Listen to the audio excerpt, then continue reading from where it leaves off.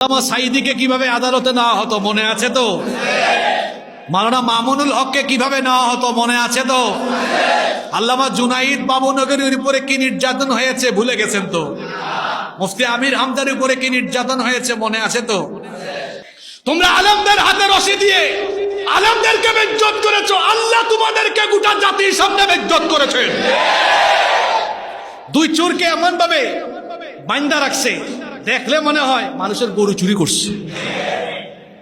পরিণতি এমনই, তোমরা আলেমদেরকে যেভাবে বেজ্জত করেছো, আল্লাহ তোমাদেরকে সেভাবে গোটা জাতির সামনে আজকে বেজ্জত করে দিয়েছে। এরা আলেমদেরকে বেজ্জত করে উঠিয়েছে, আজকে কি তাদের ইজ্জত আছে? জোরে বলেন। পাবলিক কি ছুড়ে, কি ছুড়ে?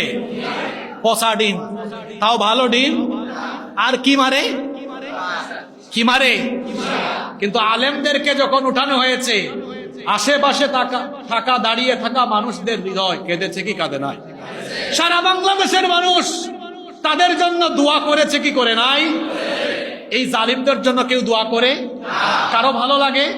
কেউ কাঁদে? এই কথাটাই আল্লাহ কোরআনে বলেছেন। সূরা দুখানের 44 নম্বর আয়াতে আল্লাহ জালিমদের কথা বলছেন, ফামা বাকাত আলাইহিমুস সামাউ ওয়াল আরদু ওয়া মা কানু মুনযারিন। এই জালিমদের জন্য এদের কৃতকর্মের শাস্তি আসলে আসমানেরও কেউ কাঁদবে না, জমিনেরও কেউ কাঁদবে না। আজকে তাই হচ্ছে, কেউ তাদের জন্য আফসোস করে না।